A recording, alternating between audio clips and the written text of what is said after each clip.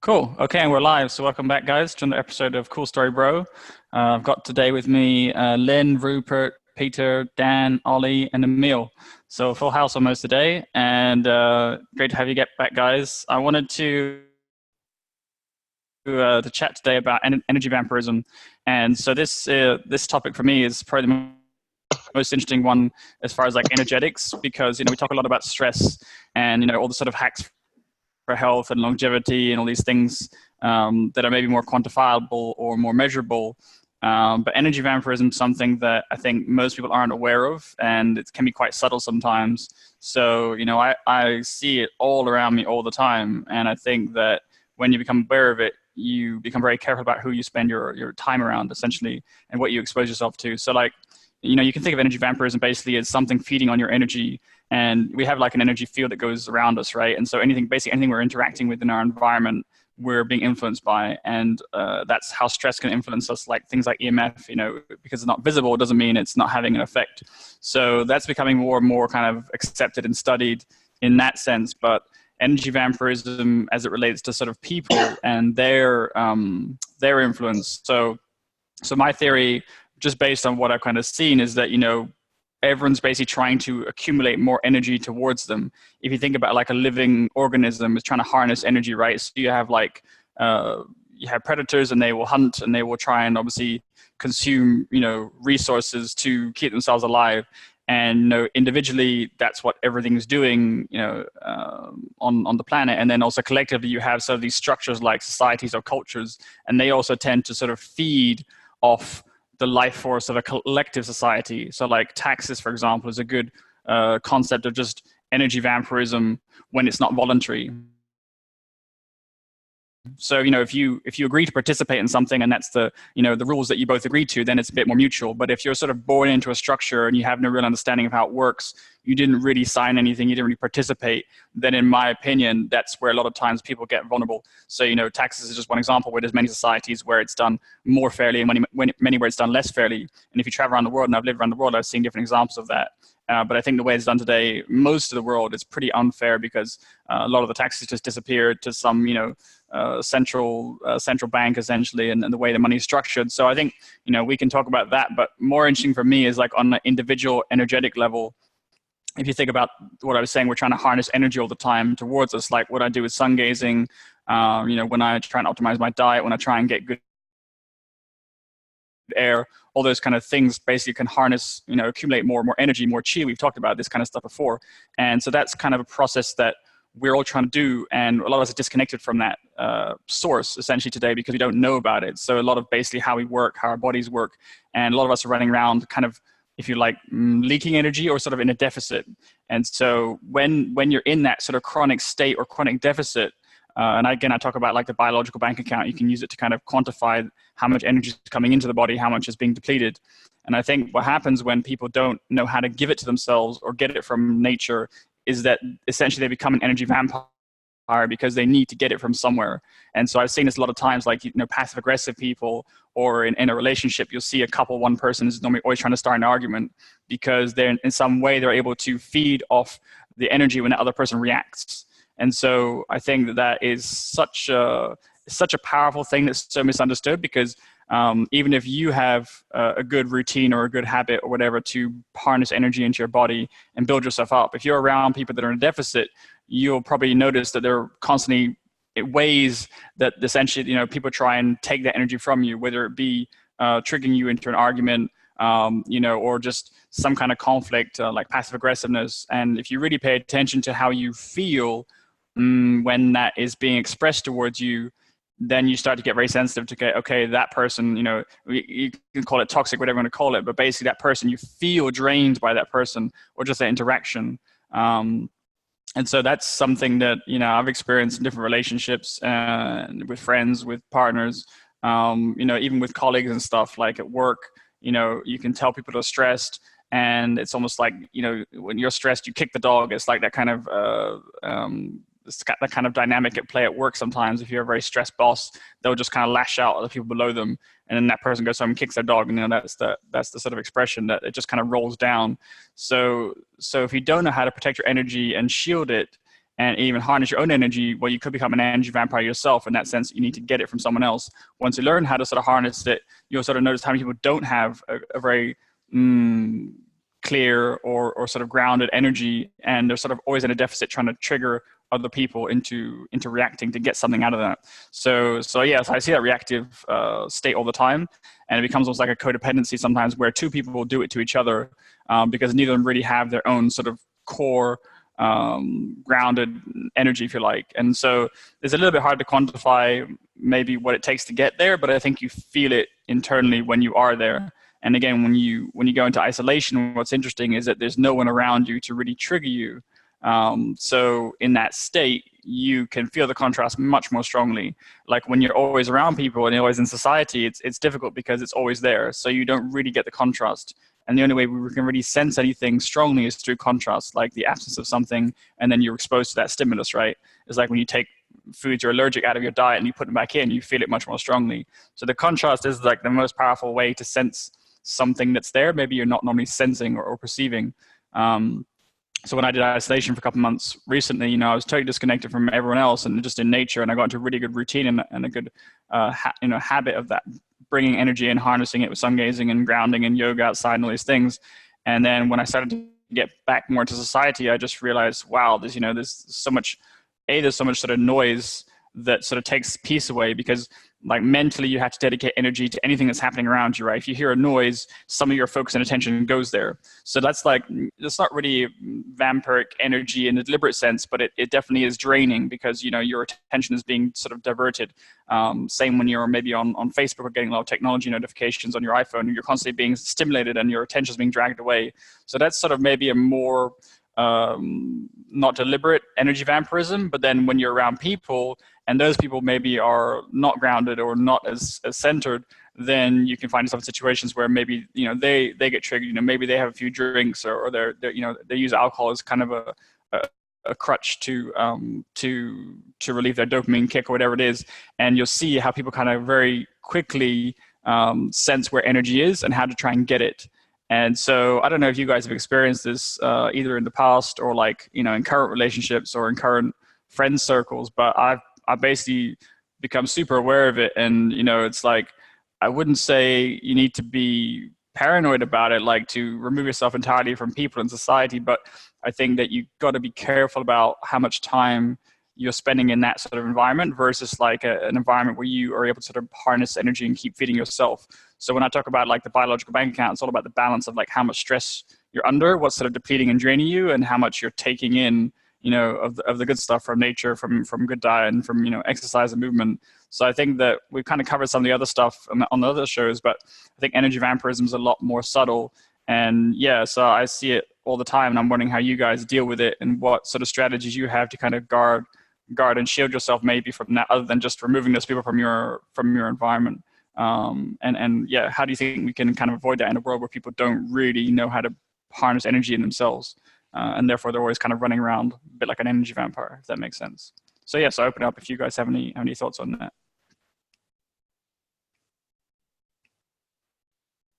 I make fun of people when they try to do this, like my friend, and like I deflect it in a funny way and like Okay. make it obvious, and then I just kind of back off. So I find that to be like the most effective way. Give us an example, Peter. I have this friend that's always looking for the worst part of everything, and so I just start. Yeah, I can't find a good example, but I just kind of start making fun of it, and the point is like, you're doing this thing again, and then he remembers because he's not aware of it, but he knows about it, and so he eventually just needs to be brought back to it. Yeah, I agree. I think it's a very good technique for dealing with it. I think if you can over exaggerate, so if they're looking for the worst, to be honest, I've been an energy vampire myself. I was always looking for the worst case scenario in every possible situation. But you're right. If you highlight into somebody's, like, if you highlight it to them so that they remember, slowly they kind of retrain themselves. You can also over exaggerate the So if they say, oh no, this is going to happen or that's going to happen, and oh, this is really bad, you over exaggerate it even further to make them realize actually, even if it is really bad that they're not going to die, then you kind of bring them back into that basic binary choice, which is like life or death. Like the fact you're going to miss the bus and you're going to be 10 minutes late for an appointment, then trying to bring everybody down because of that isn't really relevant. It's about I guess it's reframing. It's psychological reframing that can help kind of people to realize, not all people, but some people. I would love to know a technique that worked really well with children. If I'm going to keep listening to your conversation, because I have a particular person in mind. Do you think kids can be energy vampires then, or they just require a lot of attention? No, massively. I don't. Yeah, I mean, even from birth, sometimes I think that can happen. I guess the difference is kids don't know they're energy vampires, whereas adults have the opportunity to have the awareness that they can be an energy vampire. And you can't teach that to a kid until they have self-awareness, and you don't have self-awareness until you understand a bit more. What age would you think you have self-awareness? That's a really good question, actually. Yeah, I guess it depends on emotional maturity. For me, I feel like it was a fair bit later. I would imagine that girls probably have it a lot earlier than guys, actually. Yeah, emotional maturity, I would agree. At least emotional awareness. Yeah, I mean, I think I really think that's why trying to get mindfulness in schools is really important for that very reason. Because the thing is, I don't think if you can't be introspective, then you can't take criticism from other people because you can't see fault in yourself, and two, if you don't have the ability to slow down, if you've got that, I can't remember what they called it in Vipassana. It's like the little voice on your shoulder that just talking in your brain the whole time. If you can't quiet that voice, then you can't begin to understand like how your brain and your thought patterns are treating you. So it then becomes a difficult. Yeah, I to be honest, I would say that's definitely got to be the starting point. But then trying to convince a child that they need to do some more mindfulness practice when they're like a bit of a million miles an hour kind of child is so alien to them. But also as when we're young as kids, like it's much easier for kids to feel like they have to fit in a box. Like for example, as a young boy, like most of us in let's say UK society would fit in this box of being you'd want to be sporty, fairly direct. You wouldn't want to be touchy-feely or emotional. So it's quite difficult to ask a kid to look at themselves at a young age.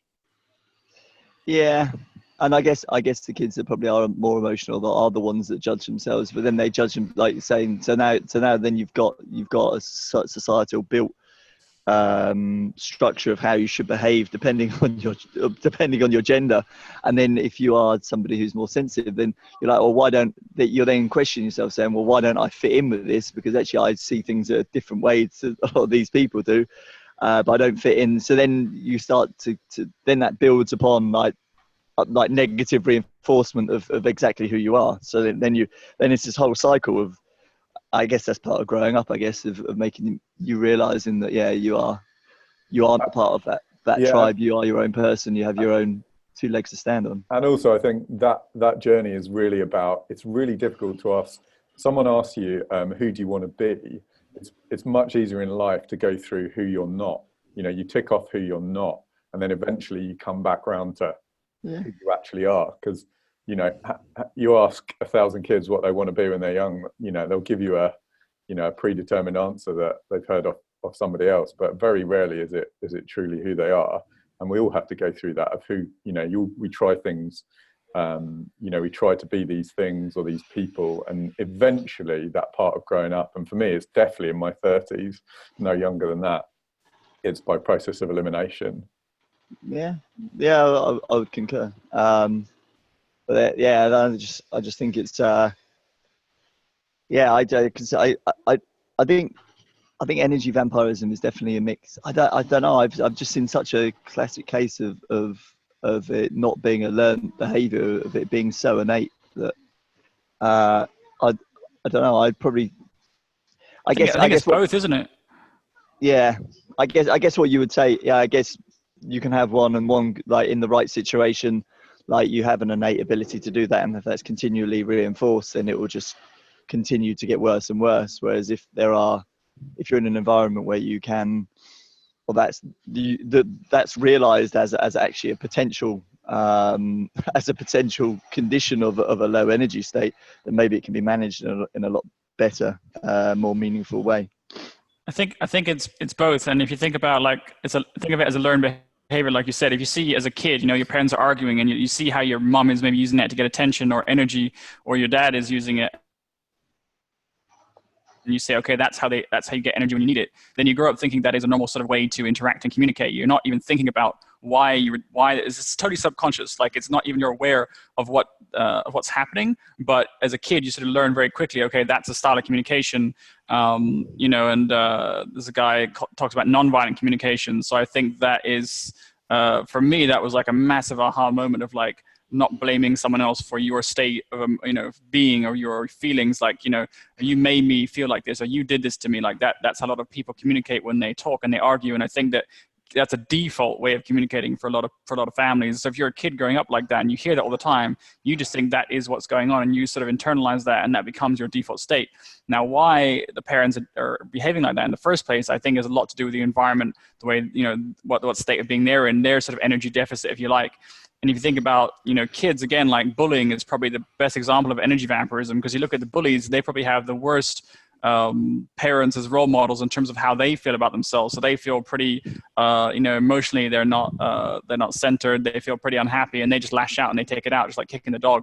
So, I had problems with bullies at school, and I found out they were some of the most unhappy people in life. And, they were just kind of reacting from their state of unhappiness. And so that's like energy vampirism, right? Because they get a kick out of being aggressive or, hurting other people, because that's how they learn to get energy or get a rise out of other people. And then obviously as you move to adulthood, you have to it becomes more subtle. It becomes like a game of politics as well. Like, in work, it's like becomes very political in some corporations. Like if you work in a big company and you be on a project or a team, and you'll sense, okay, these are people who are, have some agenda, or, you can just tell there's something going on there. It's like a power sort of struggle, and they'll try and make a hierarchy out of it, or, they'll try and make you look bad, or just whatever it is it takes, because it makes them feel good. And so that dynamic happens all throughout like adulthood after, you grow up. And so I don't know if you can correct that. Like if you found a bully and you were able to correct that behavior, obviously I think it would help them to not be doing that later on in life.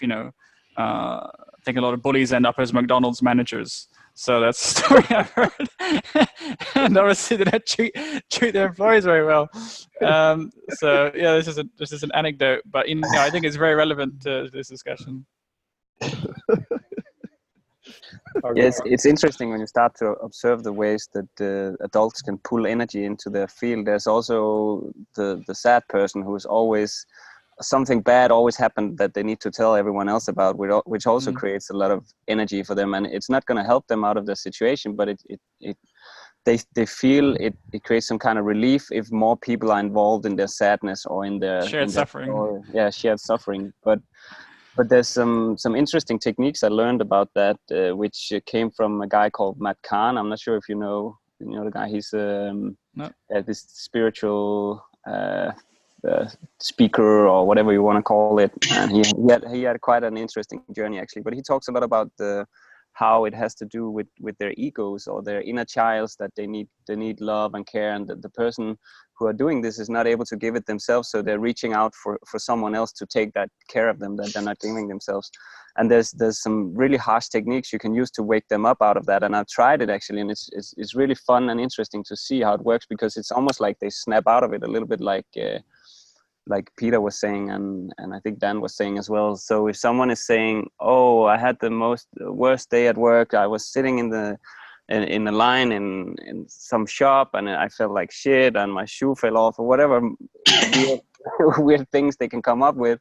And if you really just tell them like, "Oh, I see you in pain. I see you. I love you, and it's all right. You're gonna be fine. You're gonna have a great day." It's kind of like, whoa, what is this person telling me? They're really seeing through all the shit that they're trying to generate that energy for their inner child or for their egos. And if you just snap them out of that and just tell them, what they really want to hear. Like, hey, I love you. You're loved. You're safe. You're protected. There's no worries. You're gonna have a great day. Then they're kind of like, they're gonna go completely out of that state where they're seeking that, and they're just gonna stop and then really think about what did that person really say, because they never heard something like that. And it's kind of like revolting a little bit, because when you start doing those things, people will think you're crazy. And but if you have the guts to do it, it's really interesting to see how these people react. And it can be anything, it can be anyone. It can also be like smaller things or even bigger things, like a lot of people talk about death and want to share, oh, my someone died, and want to share that pain. But you can actually wake them up out of that as well, even though it can be a little harsh, because it's so tough on people when somebody dies. But it's like you're overpowering them with positivity. It's like I guess a very, very simple version. So if you smile at someone, they tend to smile back, depending on what part of the UK you're in. But I know, not in East London, they don't, mate. Yeah, if you smile at someone in East London, you get stabbed. I think it's just you and me, Lynn, that smile. But it's an interesting one. I know. I mean, I've never been one to, I guess, positively try to bring someone out of it. I tend to just deflect. And I mean, the way I found the most effective is by a kind of shock. Someone, like, I've even done it with clients, and I've had colleagues pull me aside again. Is it okay to do that? And this is what I'll usually say. Someone moaning about something, I'm like, it could be worse. You could be a 5-year-old Somalian child with no legs. And I'll slip him in the face, and it is a bit shocking. Humor. It is, and it's meant to. At first, it was funny, but then it became more and more serious to me. So I'm like, I understand it's relative, but it seems we have this ability to. We've mentioned this, I'm sure, multiple times over previous episodes. We find an ability to find scarcity in things, and to find a need to not be content. How many times have I read in an article that a homeless person's living a better life than many a king from 1,000 years ago? Little things like that, and yet we still things we're not happy with. Not saying, obviously, you could just say that was an even lower point to be at, and there's an optimal point to be at. Sure, you could say that, but there's an ability to not be thankful. That's why it seems to be such a eureka moment when you get things like people writing gratitude journals and so on. But that's not, I'm sure, the actual uptake and consistency on that. I mean, I've even tried it and I've not managed to maintain. I like to think I'm pretty okay, but it's been interesting to hear how you guys actively, without it draining yourself, kind of get other folks to, stay positive. But I'm interested. I'll try that. I'll try something along the lines of what you mentioned, Emil. So I've got a fair few people that I can think of who could benefit from it. Who I find myself just staying away from, like, naturally. So I call them less. I want to hang out with them less. Nice enough people, but I might go and do a last ditch attempt at retaining that closeness with this. And if it completely fails, I'll blame it on you, Emil. Yeah, definitely, no problem. But the hard part for me about doing that, it's been a while since I've done it, but it is to kind of see what they're really asking for, and then answer from a place of love, no matter what they're saying, even though it goes towards you. It's like they're saying something really bad about you, and then just stop them in their tracks and say, hey, I know you're hurting. Like, I still love you. I see you in pain. What can I do to help you? I'm here. Then they're suddenly like, hey, what's going on? That's total different reaction than counter reacting. If someone tells you, hey, you're a fucking idiot, you're been standing there for too long, I need to get over here now, and something, you just say, hey, I see you in pain, man. It's fine with me. I can help you. Take my spot or whatever. It's kind of totally deflecting it, but giving them so much love, or like a total different reaction than they're used to. It kind of deflects them completely, and this arms their ego totally, because you'll be answering from a place of unconditional love where you don't even care what they just said to you. And that's really, really interesting how you can disarm the ego totally. Like, no one, even if somebody wants to stab you and you're going to tell them that, they're probably going to stop, because they're going to think this guy is so weird, I don't even want to kill him anymore. And also, but I think that is the correct approach, 100%. It doesn't always work first time round though, does it? Because it's quite hard to, like, for example, if you're like a sibling, for example, there's often sibling rivalries, right? Naturally. So I have 3 brothers, we're all different, we're all good at some things, bad at some others. But you tend to compare yourself to your peers, and siblings is a great example of that. And so often when you try to go to your equals and give that, you know, unconditional love, how can I help? It doesn't always work the first time. So it is 100% the right approach, but you do have to persevere with it for sure. Yeah, it takes a little while to learn also, because you also need to direct the question to that spot in their ego or their inner child, or in that place where they're hurting the most, so you really snap them out of it. So if there's a special trigger that you need to use in the wording or something to go even deeper, that helps a lot, and it takes a long time to learn. And I haven't nowhere near mastered it, but I've tried it a few times where it's just working very, very well. But it takes some guts to do that, because it's a little crazy actually to do that, because that's totally out of the ordinary. No one does it. And you have to be okay with the rejection of them not understanding it the first few times. Yeah. And you have to understand that whatever reaction they give you isn't about you, it's about them. And you have to be okay with, because often what they'll do is they'll project onto you their emotion, and you have to be strong enough to go, you know, however they give it to you or however they communicate, it's not about you. And you really have to persevere for it to get through. Because often the first time you say, I love you, it's okay, let's talk about this, they're like, what are you doing? You know, this is the issue. I'm like, no, that's not the issue. So you have to be emotionally self-aware enough to understand that. And that's really difficult, because you do get hit with a few emotional punches. Definitely.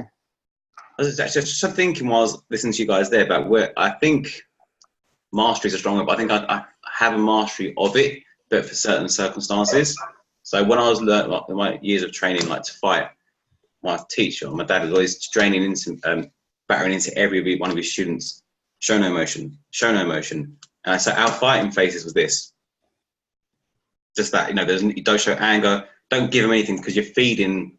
The idea was that you're feeding the enemy, the opponent, a reason to respond. And again, this may be someone's just done it from trial and error in the past, or they were consciously aware that if you give them a reason, like their animal brain, or, you know, they give them their instincts a reason to think, yes, this is fine, I should keep going forward. Whereas if you're, well, my experience, if you're plain and calm, it completely trips them up. It throws them. And it's like, what's going on? And I experienced it in competitions, you know, you've got a lot of protection, gum shield on, it's not looking great, but you know, you can tell if someone's face is calm, you know, and you just, it's a bit disorienting, because you don't know what's coming. Are they getting aggressive, are they defensive, and should I be? And so for fighting purposes, it put a bit of hesitance in their step. And I'm guessing that could be one way in which we managed to bounce it off. But I'm just really trying to think of all the hard. I try to personally, because I know experience I come from. When I don't shout in my arguments, whether it's on my behalf, I just never have. Even if they shout, I'm like, you need to stop shouting. Mate, 100% the same. I'm not at that level yet, unfortunately. No, and I mean, I've felt it since as years gone on, and I've done more working hours. I do feel it's harder to hold that. It used to be a lot easier to not. I can feel it, not like the boiling up example, but it's something I do find, like, you need to stop shouting, or they'll say rude words, I call you idiot. I'm like, you do not need to ever call me. I've never once called you that. And when you start saying like things, then I don't think anyone wants to feel like a bully, so I think that's possibly why they go, oh, no, that's not what I meant. And it kind of trips them up. So I guess, I mean, I use it selfishly for purposes of, you know, trying to disable their argument or their rant. You know, it's like, you know, just put a twig in front of a cyclist, you know, trip them up. Don't know why I use that as an example, but it's, but yeah, it's something you've done before, clearly. No. What's not on YouTube?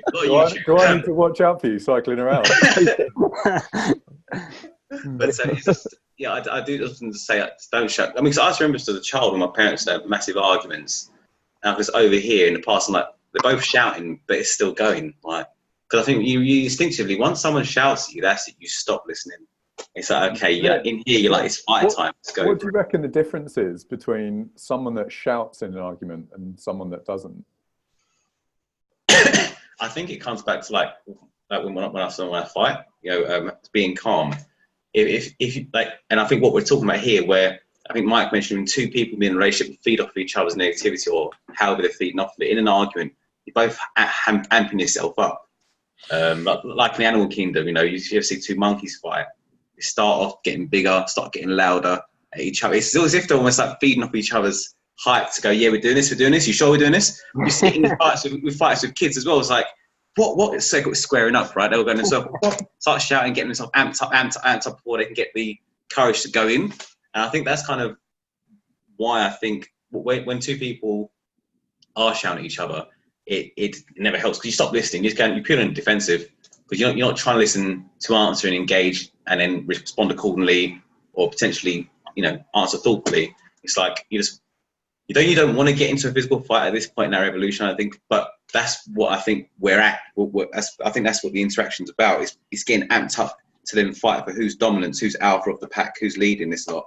Who's not do you think shouting is just an indication of someone feeling not heard? And that's the only way they feel like they can get their emotion out? Or you know? It could be. I mean, people I've found in the past, not to obviously name and stuff, but it often be if those who they're not articulate, not to be rude, articulate enough, or feel that they're able to convey their message in a way where it can be understood, or I think a lot of ego, assuming that what they say matters enough that it should be understood, that it should be taken on. They'll then come on with this, okay, well, let me try it at a high level. Now, like English people want to go abroad, don't understand me? Let me try an octave higher. Let me try an octave higher. Eventually, you'll understand it. You know, I mean, I'm sure from Mike, Dan, you guys are abroad. I'm sure that's helped you tons. You know, yeah, it's amazing. Best technique ever. You know, and it does it well, but we still do it. So I think it's probably many things. My little two pence is probably a combination of ego and assumption what they're saying is right. You know? I think frustration plays a big part in anger, in most cases of anger. So it's like you say, it's frustration. You can't express yourself in a clear way that other people can understand. You're frustrated because they can't. You're just either because they're so angry that they can't calm down and listen to you. So then it's just like this kind of cycle of frustration builds, and the anger just gets shouty and shoutier. And I think it's funny, but I do know people like you, Lynn, who are naturally just very calm and always have been, and they're like in a confrontation they would never lose their rag or fine. But I've also found, like, over time, like you say, that they're becoming less able to keep themselves calm, I think, the older they get.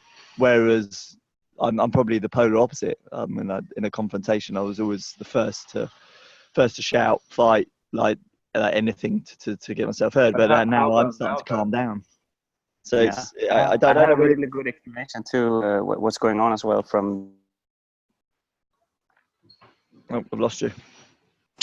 You there, Emil? No, lost Are you much calmer now, Dan, would you say? Oh, massively so. Yeah. What do you think's made the change?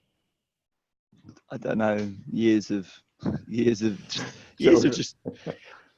I guess if you don't continually learn from your mistakes or behaviours, or you don't have to be introspective, then I think you probably would never break the pattern. But I guess you've got to see that if certain things aren't working, then it's you that's got to change, not the. I mean, you've got to give way. So basically, if you stand in front of a train, and you're not fluid enough to move out of the way, the train's going to run you over. So you've got to be fluid in the situation, adapt yourself to the environment and the stresses that are placed upon you. Otherwise, you probably can't. You probably can't make those changes. You can't keep fighting. I mean, if I kept trying to fight against a train that's coming at like 100 k's towards me, I'm never going to win, am I? So you've got to learn when to stop the train. The best time to stop the train is when it's at the station. Then you just blow its wheels off with TNT. I mean, do you think that also? I mean, I'm assuming this is something you want to be a good parent. Do you think that has also been a big, small part of maybe participating in that change in your ability to? Yeah, definitely. You're forced into a situation where you can't be selfish. You have to think for other people and other situations. So and even though then that transition then becomes harder because then you're forced to change very quickly. It's not like an organic thing. So yeah, it definitely has had an impact, 100%. But I'd say only started to really become a lot calmer in the past 6-7 years. So you see a lot of parents who haven't got that piece and they just shout at their kids when their kids are reacting or not behaving. So I don't think it's a given that makes you somehow more peaceful or calm just by having kids. No, it's Definitely not. It's true, and I can promise you there are moments when even the calmest person faced with 3 kids all playing up in front of you can push all your best intentions aside. But it's interesting with shouting and screaming. Like that's the point I wanted to make before. That is the valve of the energy. So when the energy reaches its climax, or where you can't take more energy inside of the body, you either punch or you scream, because that's the valve to get out that energy, because it's getting too much inside the system. But if you can learn to just be with the energy instead, like Lynn was telling in the fight, you be with that energy, then you can make it dissipate, because you'll sense in it saying, oh, this is okay, I've felt like this before, I don't have to react on this. But the worse you are to be with your own energies, like fear, anger, all these tough emotions, because they create tension in the body, and it's like a release valve. So you just have to scream or punch or kick or something. That's how it works. It's really interesting, actually. So you can definitely learn how to just be with those things, because they're not as dangerous as they seem. But the more we are not, the less we are in our bodies and able to interact with those sensations and know them and learn about ourselves, the more fast we will react. I remember from my youth, I would always be the first. If someone triggered me, I'll just punch them in the face. I didn't have any filter. I couldn't calm anything down. I was just miserable. But I'm learning now as I get older how to take a deep breath and just feel like, okay, something's going on here. I don't need to interact with that. But it's very interesting how it all works. I'm just gonna joke there. Take a deep breath and then punch him. Yeah. Okay. Do I still need to punch? No, don't need to. But there might still be situations when you do. Yeah. Yeah. Still could be something. Go to bed. Yes. Yeah. No, that doesn't work. But I'm I think interested, Lynn, to hear what techniques your dad told you how to be with those very strong sensations that come up, especially in a fight, because that's when your primal instincts come on. That's when you want to protect yourself. How do you deal with that? You just breathe through it, or what did you do at that time?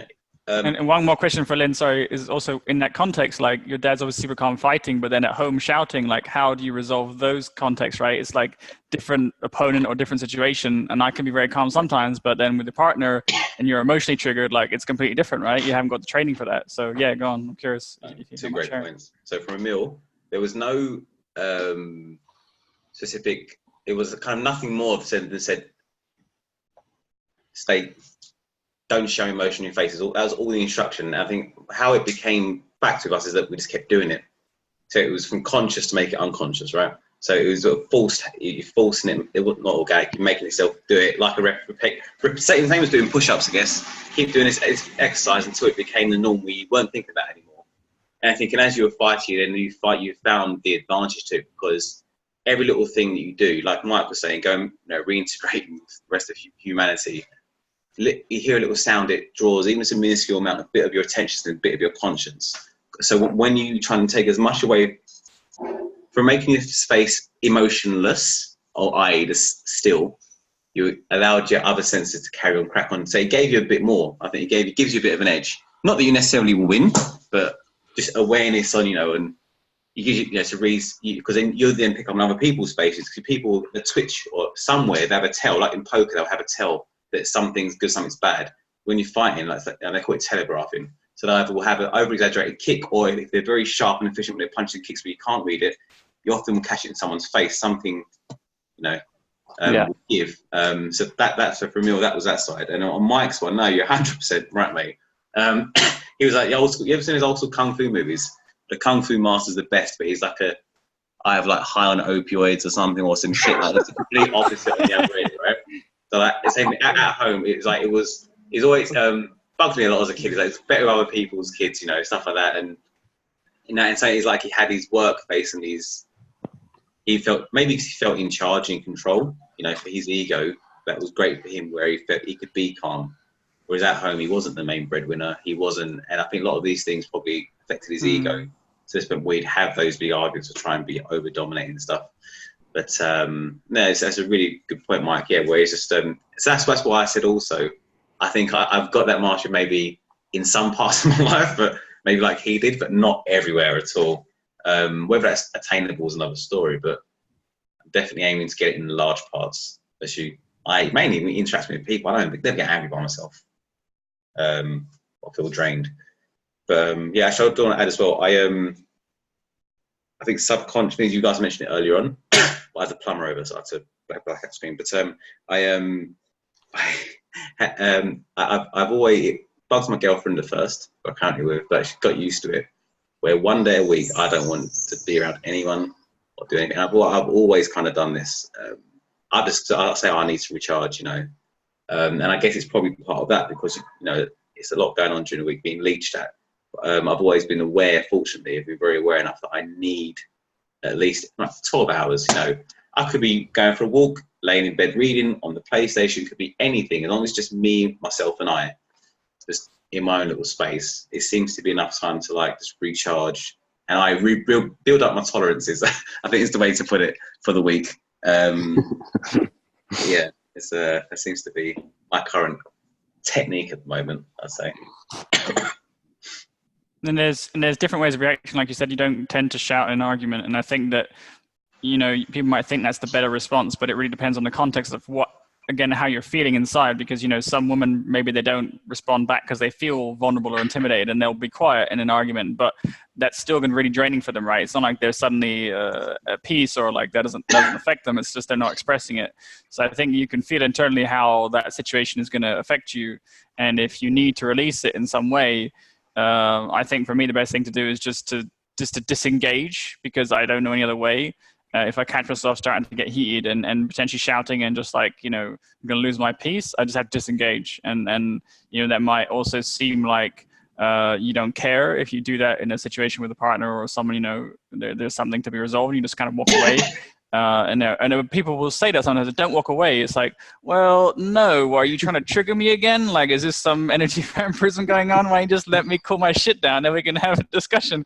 Otherwise, if I respond in this moment, it's not going to go well. Like, you know, so you have to kind of know what style works for you and in what context. Like, I think if you feel in control, maybe like you said, it's easy to do with strangers or people you don't care about, because you just don't care about them enough.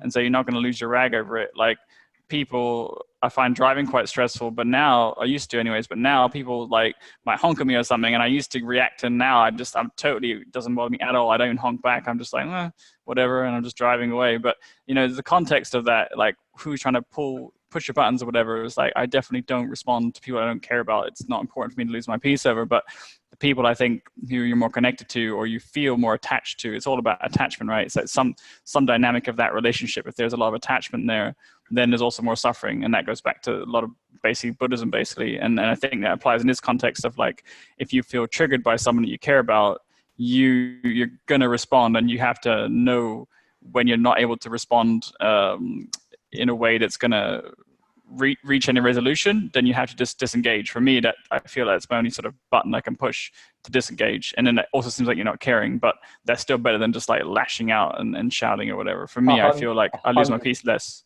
100%. Has anyone else read the book The Subtle Art of Not Giving a Fuck by me? Because not yet. The bottom line comes down to there's only so many fucks you can give in your entire life. And if you waste those fucks on other people, including energy vampires, you're effectively wasting your life. So, Subtle Art of Not Giving a Fuck, whoever wants to read that. It makes a lot of sense.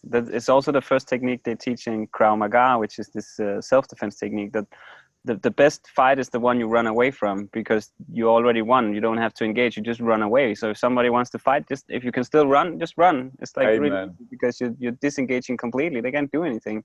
Instead of building up that energy and tension, then you start fighting. There's no need for that. You can basically just walk away, which is the best technique ever. It probably goes with, I guess, what's your ultimate end goal as well. Like, say, most martial arts I've partaken in, that tends to be especially when they're teaching kids, they would say, you know, just run. I mean, it's just probably a health and safety thing. That's what you seem to be responsible as well. But it's also very, very true, because the aim of martial arts is self-preservation. What's the ultimate? Not getting touched at all, right? Just run. That's fine. You don't need a special martial arts skill in that. Just run.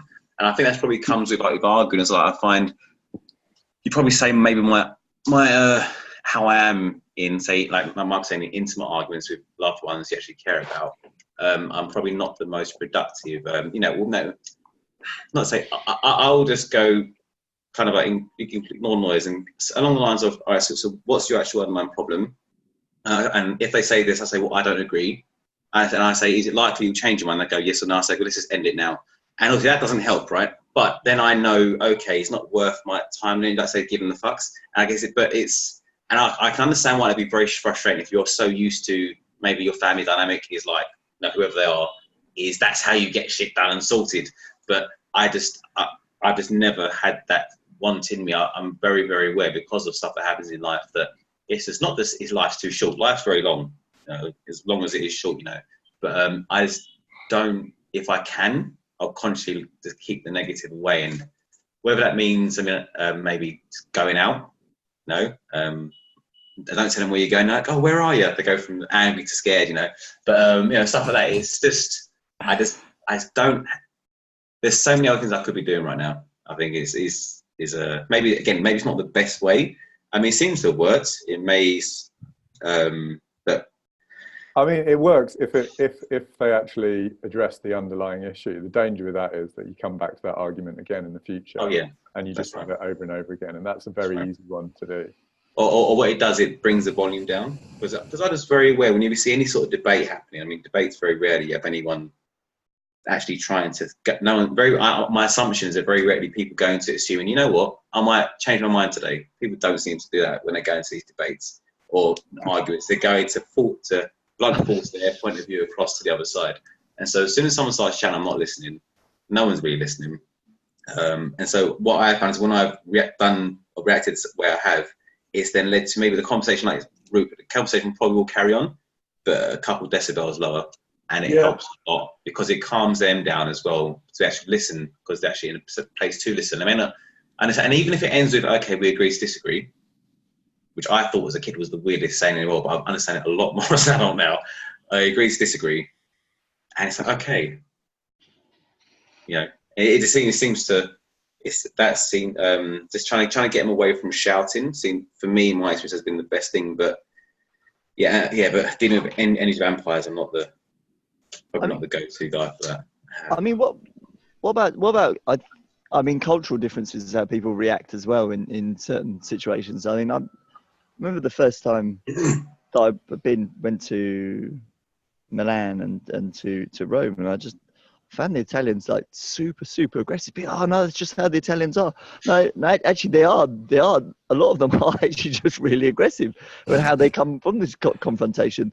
And I was like, but why is that something? Why is that manifest itself in Italy more so than say Spain, for example, where people are generally very, very relaxed? I'd say the Portuguese are probably even more chilled than the Spanish. So is that an environmental thing? Is it a cultural thing? If it's a cultural thing, any ideas where that would come from? Like the wine is stronger, maybe. Wine. There's obviously a difference, I think, between north and south. I think generally the further south you go in places, people generally more chilled out. A little bit more chilled out. But then if you start looking at Sicily and Omerta and disrespect and all those things, you find that like just not being like offering the wrong sort of respect to the wrong sort of person in Sicily can get you shot. Or like people who shoot their neighbor like over a donkey. They've known their neighbors for generations, about 250 years, and they'll just pick up a Lupara, which is like a shotgun, and shoot the next door neighbor. It's like, and it's stuff goes on all the time. So obviously there is definitely a societal construct there as well, not just environment or overcrowding or, in London, clearly that overcrowding is the main reason why people are aggressive, and the same in New York. But I think how you resolve conflict is obviously cultural a bit, and I think that is a good point that if you're under a lot of stress anyways, and overcrowding is like probably the major chronic stress in the background, then you're kind of always on edge. You're much more likely to flip over that edge of whatever losing control of your response, and then something bad happens. So I think that generally people in cities are going to probably react you just see it with the horns, right? People don't horn as much in the countryside. And every time I hear a horn now, I'm probably, it's probably a British person on holiday trying to get to their holiday faster to relax quicker. That's exactly what's going on. So you're not wrong. You're not wrong. I mean, yeah, exactly the same here. Exactly. But I mean, so sorry. I've got a point. After I was going to say, then the language is also interesting because my partner is Asian, and Asians they talk very direct and very sort of brutal. And in Britain, we talk around everything, like super diplomatic, and we never get to the point. So it's like if someone speaks super direct, it's like I take that as kind of aggressive behavior because I'm not saying the context of that culture that she comes from, and so it can just be taken the wrong way, and then I react in a way that's like, what, why are you saying that? Because if I said it like that, that would be what my intentions were. I would be like trying to piss that person off by saying it that way. So that's a bit more subtle. I think that that takes some time to learn, but I think it's still if you're responding in that sort of way, like talking first and thinking later, it's a sign that you're kind of on edge in some way, like you just don't have real inner peace, or there's something that you're losing your peace over that then comes out. And so I get triggered by that for sure. That's a big one for me. Has anyone here spent time in Tokyo? Because I mean, Tokyo is a very overcrowded city. Do you see confrontations in Tokyo like you do in London then? So I think we've got someone that what's it, the phrase Planet Japan comes to mind because it completely contradicts everything you'd assume. I mean, the best example I love giving is, when the nuclear meltdowns back in 2011, whereas, the assumptions like, people going crazy, looting and stuff, they were just sitting on their doorstep waiting for the government to come and tell them what to do, whilst the reactor was completely, within earshot, doing its thing. I mean, those scenes that blew my mind. And so the reason I say that is like a bit of a set the scene, and if anyone else can testify to that, is that when you go, and also in Japan, I know it was the hardest place to find a dustbin, right? To find trash can, yet there's no junk anywhere.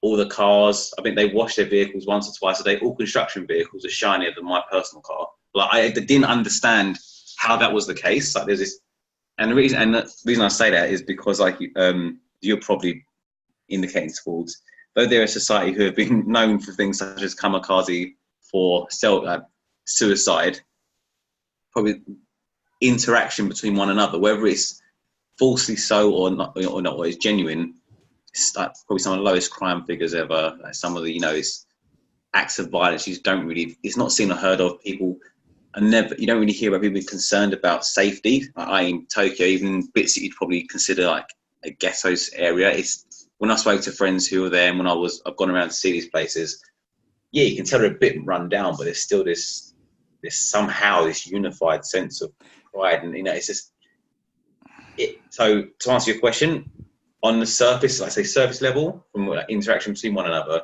it's all about being polite. Probably get a few rebellious people, but like I think they've got something like the lowest physical crime, lowest. I forget what it's called. The lowest crime stats, physical. I forget how they called it. Like violent crime. Violent crime. Yeah, they're the lowest in the world. I think, especially for such a major such developed city. When I've asked people for why, when over there, they said people often pointed to Shintoism, i.e., they're like it's not a religion because there's no deity, but like their way of living, where you treat everything, living, not living, with respect. So that's why there's no trash on the road, because they respect the road. Or even then they respect the people who work the road, or respect other people who use the road. It's like it's the golden rule, isn't it? It's do as you would be done by. It's what. But somehow I don't know. It's been enacted over millions and millions of people, and they've got like the busiest train station at Shinjuku Station. They see about 5+ million people a day use it, and I've been through it because I'm a dumb tourist. I had to go at rush hour just to experience it, and yeah, it was busy, but. He's pushing and shoving, but it was no malintent, at all. It was. It's interesting, right? Because you have that on the one hand, that example of today, and you have the whole samurai culture, like honor, respect, and all that sort of, concept, which is great. But then you also have these sort of outbursts every, 50, 100 years where the Japanese go on a rampage and massacre and slaughter everyone around them, and have, so some release valve got pushed there that obviously wasn't getting pushed for a while, and it didn't work out too well for everyone else around them. So and when they do it big as well, right? Because it's memorable. It's events. It's like one of you got the rape of Nanking, like northern China. It's just a one-off thing. Bam, that's it. They always hate Japanese forever, no matter how nice they are. That's a good point. Yeah, it's. Do you think that that's why suicide might also be suicide is one, it's not frowned upon so much as it is in the West, and two, it's quite a big problem, isn't it, over there? Is that because they can't, despite having respect for everyone, they're unable to internally resolve it? Yeah, internally resolve it, or it's too much to talk about it.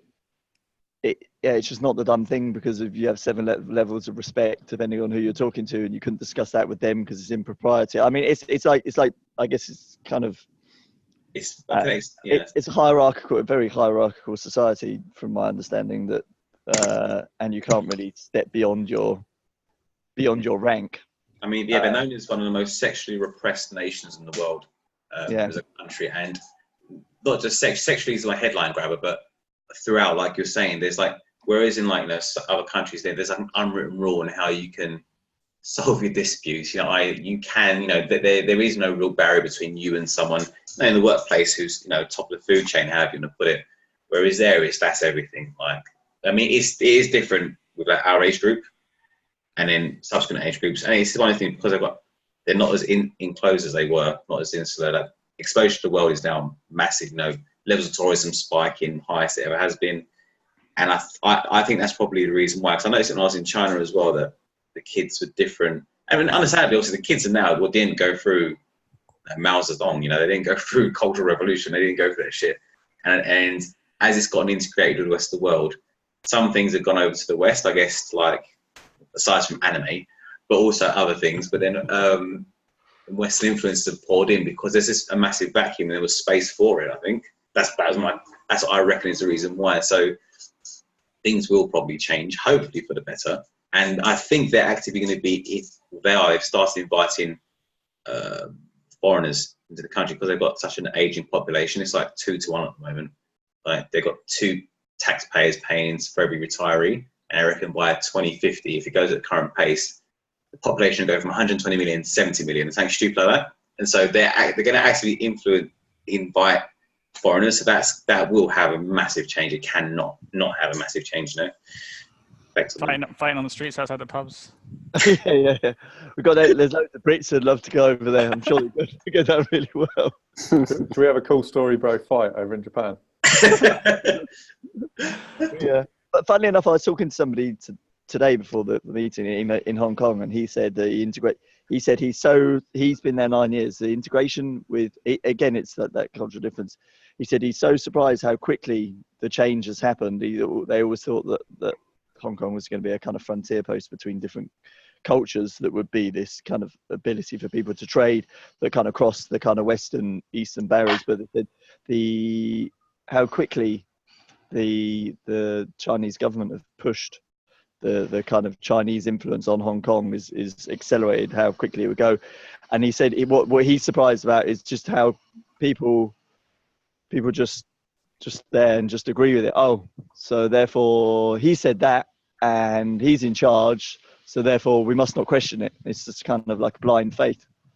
Now they're all rioting on the streets in Hong Kong for like weeks now, though, right? So have they again, they've been rioting for weeks, like breaking into government buildings, like never seen before ever in the history of Hong Kong. So there's a release valve there, and they kept pushing, against the sovereignty, and now people are really pissed off with the extradition bill. But that's kind of a side point.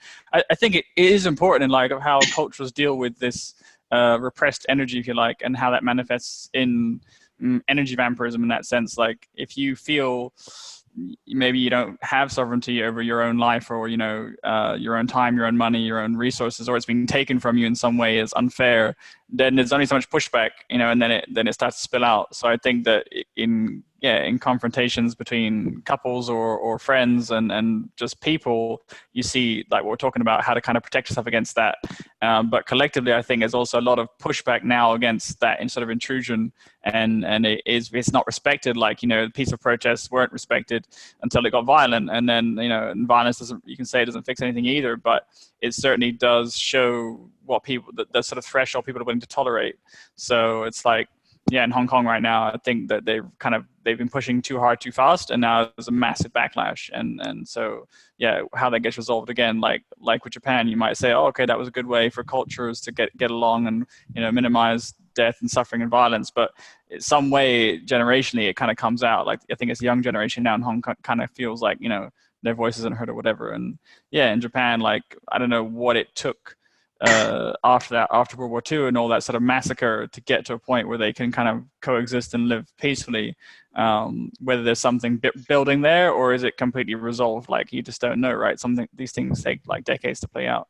But definitely I want to be in a place where I feel people have their shit together, and they're not just sort of hiding it, whatever, like, maybe behind your back they're saying things, but to your face they're smiling, right? Like, that's another sort of style of handling confrontation.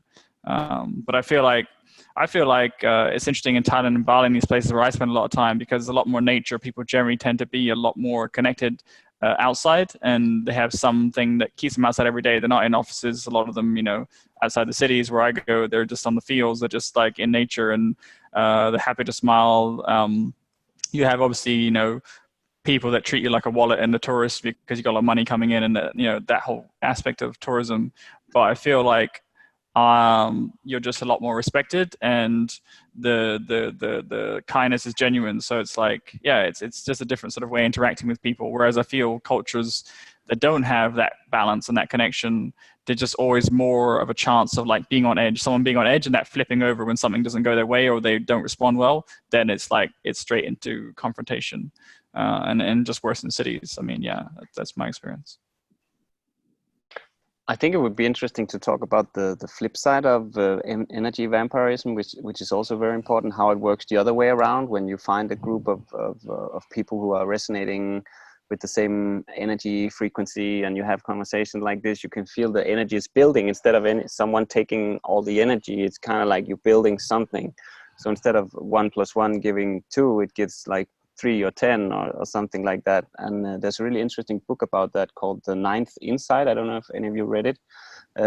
He talks about some interesting theories about that. I'm not sure they're 100% correct, but there's definitely something to it. I think what he mentioned is that when you meet a new person and you try to see them as something really beautiful, and you give them a lot of attention instead of just asking them a question and then not listening, like a lot of people tend to do as well, you're kind of dissipating the energy before it comes through. But if you can ask them something and then really listen to them and look them in their eyes and look at their faces, and kind of like telling yourself that, finding the beauty in their face, finding the beauty in their character or in their person, then they will get a lot of energy, and they'll have an easier way of giving you that information that you need. Because another part of that theory is that every person you meet has a message for you. And it's really interesting because I felt that a lot in my own life. When I meet someone random and it just feels like a random meeting, there's always, if you really give them that attention, there will always be some kind of small lead for you of something you need in your life. It could be somewhere to go on a traveling trip, or it could be something to pick up in the shop for eating, for some issues you have or something. It could be very small things, but it's very interesting, that idea about giving people the respect, and you actually give them your energy by really looking them in the eyes and listening to what they have to say. Then you can almost feel like they're getting the energy, so they're kind of like increasing their energy, and then have an easier time of giving you that information that you need. So it's the interaction between the two or more people where you can feel energy building, and that, like, it can almost feel like everyone is getting something out of it. It's like everyone is really high from a meeting or something, like I get from this today actually. And then sometimes you go into another meeting where you just feel drained because you've been giving something and no one takes it, so no one builds upon that. So instead of a ping pong, it's just like you give something and it's broken, and someone else gives something and no one picks it up. So there's always this interaction with the energy. So I don't know if you noticed that the other way around as well. I feel much easier to have conversations with strangers, like I said, in Bali and Thailand versus like in the West, where it feels very transactional, and I don't really want to kind of maintain that connection because I don't feel I'm getting anything from it. Yeah. It just feels like you said it's kind of dissipating, and so like when I'm asking someone for information, I'll just be polite, but I'm not like looking to sit down or have a long conversation. Whereas sometimes in Bali and Thailand, you start talking to people, and then like an hour's gone by, you're like, oh, what happened there? You know, you just got into a really nice space, and you're not in a rush, and everyone's cool, and you know, and it's different energy. So yeah, so I do feel that that depends on where you are, and for sure you can make that happen maybe if you're quite conscious in how you approach conversation, but I haven't been. I'm just going purely on my gut sort of reaction to the situation, not trying to like, okay, how can I premeditate, how can I make this work better. So I'm sure you can do that in London. I'm sure like even just going to a space like a park, I find I have friendlier interactions with people in the park because the people that go walk their dogs there, they're just generally a lot more chilled out. And so that space, you know, it's special if you can find those environments. But yeah, I mean, I try and avoid rush hour, try and avoid people in stressful office conditions and stuff like that, where, you know, that for me, that was like default as well. I used to live like that. So I don't know if I was an energy vampire in that sense then, but I didn't feel able to guard myself well because I didn't have much of a surplus. I didn't have much resilience. And so when I was drained, it would really drain me and I'd feel it for longer. And I think that, you know, office politics and all those other kind of things, just drains and wears you down. Like it's a slow kind of chronic stress. And I think, yeah, if you can choose your own time and your environment, you can, you know, choose what clients to have, choose whatever, or people to interact with. You don't just get drained just subconsciously by being around other sort of drained people, because it's a very collective energy. It's the same like when I go into London and I start walking into the tube and I go on an escalator, and if everyone start running our shit, I'll start walking faster as well. Like within a few days or weeks, I'll find myself just as moving around, just as anxious and restless as those people, because it's kind of a resonance. And so that's kind of what I mean. Like on a collective level, I don't like to be in those situations anymore because I find it hard to keep my peace for long. But then, yeah, like I pretty much got that sorted in my life. So it's more about the individual interactions that, yeah. See, I actually had a really interesting experience. For some reason, I just like, when I was in London, been in London most of June working, and we were doing an event at the Nerdin Bank. So I was walking up through the city, so it took a wrong turn, and I kind of kept walking, but I just got this kind of spontaneous like burst of happiness and joy, like really from nowhere, despite being around all those people who are like so stressed. And I just spent the sun had just come out, which would help obviously. So I just walked down the street, just in a general state of like contentment and joy, just smiling at everyone. And my God, half the people thought I was a complete nutter. And drugs for you, yeah. I was genuinely just giving like absolute genuine smiles, and like just, yeah, I'm happy just to be here and to be walking down the road, and people looking at me like, I'd get the odd smile, but other people would be like, it was almost like the guy you said, the picture, the one you posted, the guy went around hugging people. Free hugs, yeah. Yeah. It was a very, very similar experience. Some people would smile back and other people would just look at me like I was completely deranged. But but I had a good time anyway. Some of the people's expressions were good enough to make me laugh all the way back to the building we were working in. I've had some similar experiences like that, where you feel like you're literally walking among zombies and you have so much joy and energy. You just feel like it's reverberating out to everyone, but not enough people are even able to pick it up because they're just complete pale and they're walking there with their phones, or they're walking in stressful thoughts. But then sometimes you can wake someone out of it, so it just feels like, oh, they kindly remember, oh, there's something else than that, and then that's really interesting. It happened a few times after some very strong ayahuasca ceremonies, actually. That's where it's been the strongest, and you can almost sense like they're living in the matrix, the different reality where everything is just gray and dull, and they have the zombie face on, and you're literally just walking amongst them, like glowing from something else, and it's just a very bizarre experience. But I think that's how it feels sometimes to wake up out of that and still be able to walk amongst the regular people. The living dead. Yeah, the living dead. which is not, I mean, yeah, it's funny, isn't it? How you get little things that, like, from fiction, from science fiction and from various, but like there's always an element to those things, like the living dead. I mean, like they are literal examples of the living dead. They're basically, everything's prescribed to them, what they eat, what they read, what they like they're a factory farmed human, to use the term again.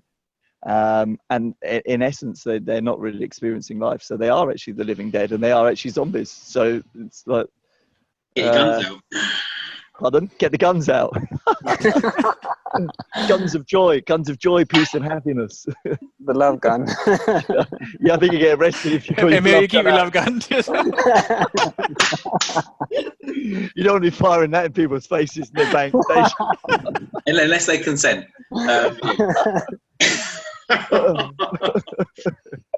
On that pleasant note. What do you think about the whole discussion? Sorry, I'm just listening. I'm still No, it's great. I think from my perspective of doing like martial arts and Tai Chi and stuff like that, I think one of the things is when you're receiving some kind of negative energy, not letting it stick to you. You know, like things come towards you, people try and give you something, and they're trying to connect your energy. They're trying to get some kind of response. This feeling of not being able to not have it stick to you is kind of the opposite side of the coin to just giving people energy.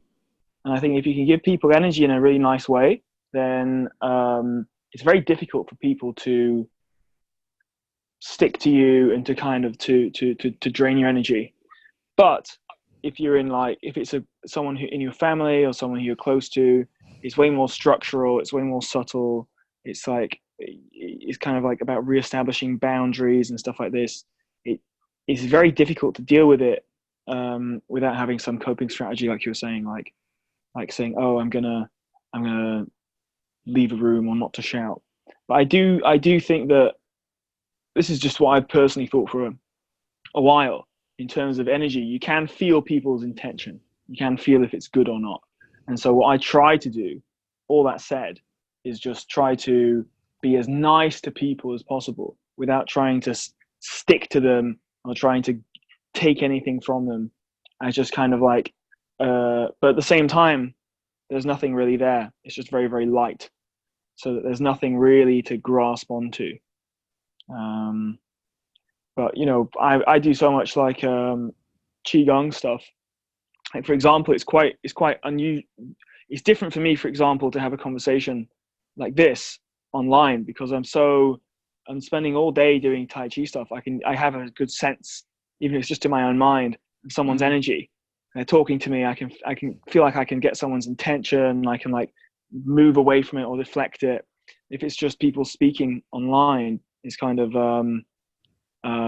different, more. Yeah, it's like back in the old days, just listening to people's words. But I think if you can make yourself more fluid and you're always able to just deflect something, then I think that the point of where it goes wrong is where someone sort of hits your core emotionally, and then they kind of got you, and then they can get some kind of emotional response. Always being not slippery, but yeah, flowing like water. Yeah, flowing like water. Not love gun stuff. Just Teflon. Like Teflon. Not Teflon. Teflon's full of aluminium. Don't want that. Yeah, no, we don't want Teflon. But I do think you can feel people's intention, and I do think that if you can just be nice to people and just give them light, love and light in your intention, then it's very disarming. And even if they don't notice it, because it's I think energy vampirism and stuff like that, it's one of the most subtle things, and it's one of the most insidious ones to deal with. And it's people you love sometimes that like you said, it's those people that structurally the connection's very different, whereas it's easy to kind of deflect from a stranger or not get attached. And I don't respond to strangers at all, really. I just don't need to. But I find it's when I'm under stress, like, for example, if I'm sitting on my computer too long and I'm focusing on crypto and things are going up and down 10 times in a day, and then someone tries to come into my space and ask something or it feels a bit aggressive, then in that situation I'm already on the edge because my stress levels are too high. So if I'm in a good space, much less chance I'll respond. and I have a good daily routine that, you know, helps me keep in balance, but there's still times when I'm kind of on the edge of my limit of what I'm able to respond to. So my capacity to see the situation for what it is kind of reduced in that situation if I'm under a lot of stress. So that's my kind of insight. And there's something even more, I guess, woo-woo around this, which is like the woman's cycle is that, you know, once a month there tends to be time for these situations to come where it's just the conversation is not as rational, it's a lot more emotional, and because I'm not expecting it, something just comes out of nowhere, and then whoa, you know, like I'll see it in hindsight that was just that's what it was. But because as a man, I wouldn't behave like that towards someone unless I was looking for aggression. So I'm responding as if it's just whatever, pure aggression. So I think women's cycles and hormones are very different, and that sort of context of how you communicate, like once a month, can be quite volatile. And if it's not even a regular thing, it can be just come out of the blue. You don't even see it coming. So it kind of catches you off guard. And I think I'm quite sensitive to just my personality to people that I love and I feel very strongly connected to, that if something catches me off guard, it's almost someone stabs you in the back and you turn around, you're like, what the fuck? And then you take the knife out and you start shouting back or whatever. So I think the cycles is one thing. And the other thing, which is quite subtle, which is full moons. And I don't know what you guys have any view on this. It was funny you're going to say that, because I was about to say exactly the same thing. Yeah, I am, and always have been massively affected by lunar cycles. I'm super volatile around full moons. I lose my shit. It's like my cycle. Yeah, massively.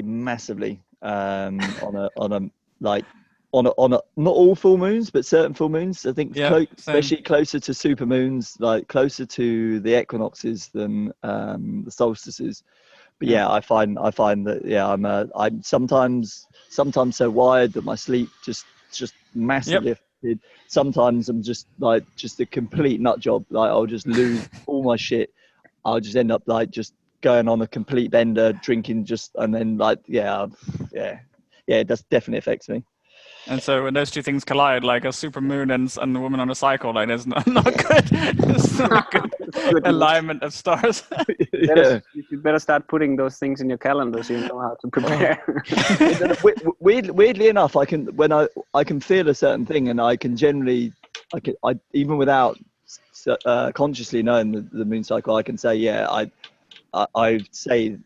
I actually go on my phone and say I get the kids check my phone. Can you tell me what cycle the moon's on today? I'm not always right. In fact, most recently I felt like that I was actually wrong. But generally, kind of say 7 out of 10 times, I kind of can predict that we're either at full moon.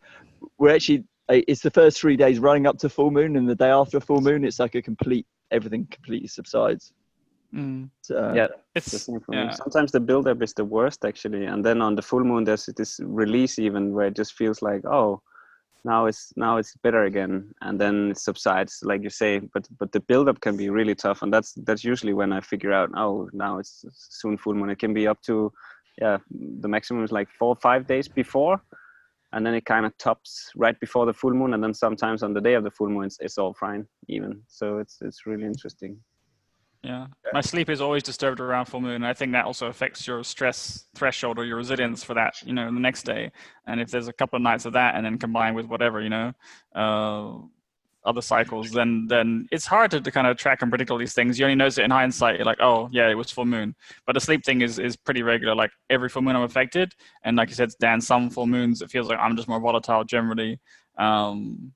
What I've been doing is like going for a dip in the ocean every evening just to cool down, and then being out in the sun all day is quite fiery as well. It tends to make my blood run very hot. And again, if I'm out in the sun having an argument, it's completely different. I just keep getting psyched and like, that there's just so much energy coming in. I have to actually go inside and literally cool off, like get in the shade to resolve that, because it's not going to get resolved when I'm outside, like sun being down on me. So, the sun's energy is super powerful, and I'm taking it in like lots of every day, but it has a counter side where, like, you see people like Jack Cruz, I think he probably gets so much sun, that guy he's just flipping, every other guy he's reacting to it. He's just got no way to kind of calm that down.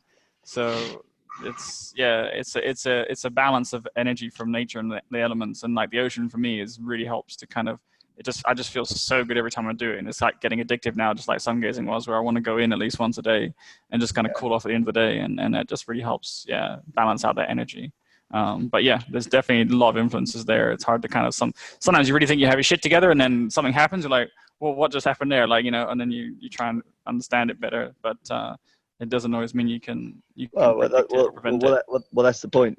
That's the thing, isn't it? It's like it's the same as wisdom. You'll never have the man who thinks he's wise has no wisdom at all. It's like that constant. As long as you realise it is a constant ebb and flow of change, and you're just going with the flux of it. That then you can kind of develop on it. I guess.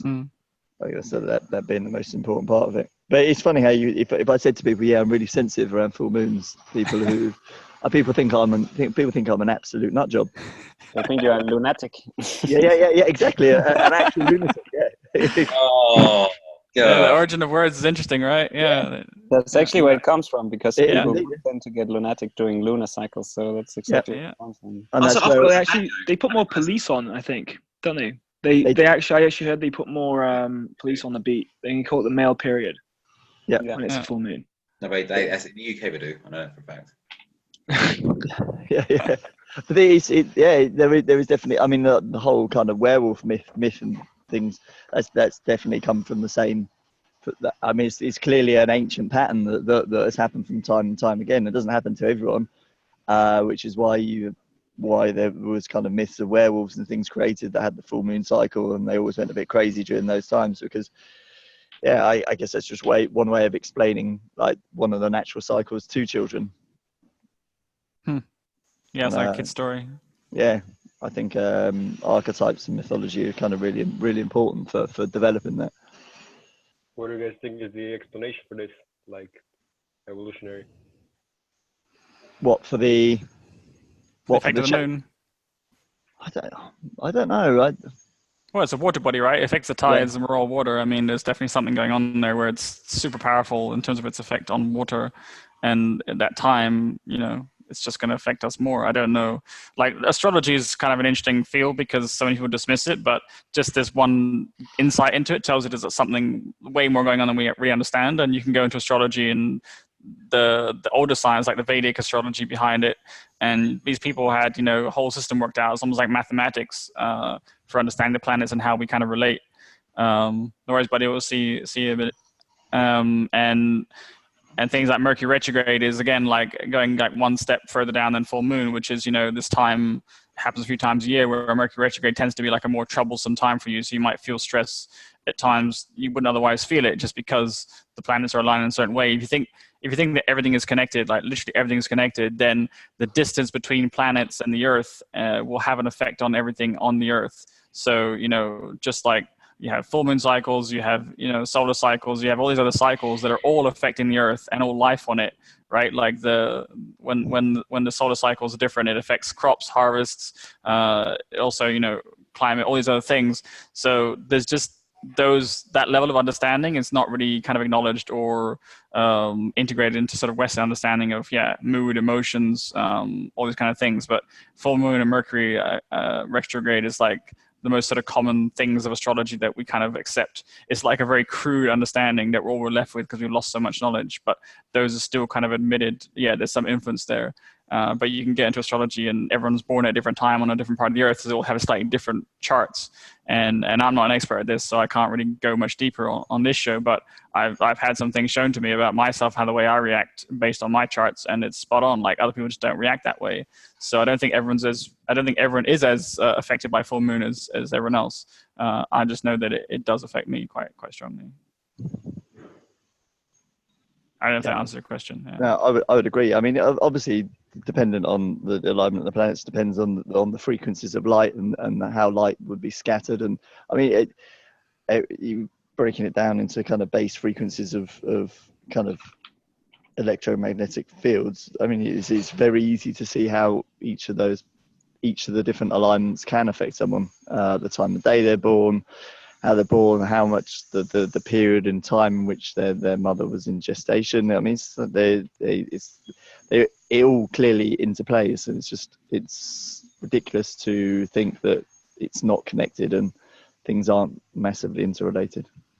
Yeah, Yeah, and I mean, the moon is the ultimate energy vampire in many ways, if you think about it at a cosmic level, just because the amount of influence it has on people. And it's biggest part of the cycle, you know, once a month, there's that massive just change in people's energy and mood.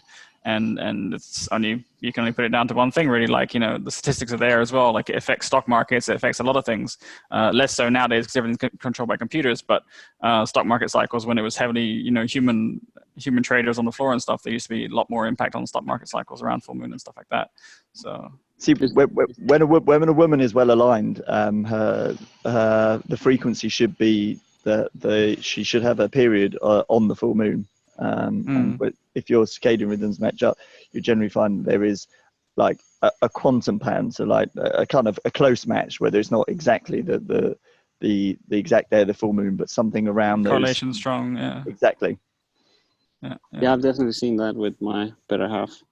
But there's something else I've noticed as well, which is with the new moon. That's often when we kind of sit down, get our heads together, and say, okay, now let's make a plan. Now we're going to do this and this and this. Going to write down some steps for execution and where we're going to move, where we're going to figure out things, and then we start reading. Oh, this new moon is all about creativity and manifesting your plans. But it seems like there's this whole energy around the new moon that puts things into creation, where you bring in all your energies and all your efforts and then start working on something, where the other cycle is kind of like cleansing and getting rid of stuff. The new moon is just now we're ready to start something else. I don't know if you felt that as well, but I'm definitely feeling that without having a look at what cycle we're in. Just I feel like, oh, now is the time to do these things, and then I figure out afterwards, oh, it's the new moon now. Now we're ready to start doing stuff. Yeah, I definitely haven't. Feel go on. That I was saying, I definitely feel like when there's a full moon, it's kind of like a culmination of things, and it's almost like that's the transition from one cycle to another. And the 2 weeks leading up to it is the peak, and then the 2 weeks leading up to the full moon, up to the new moon, is kind of like the time to complete whatever you have to complete that came to your mind during the full moon.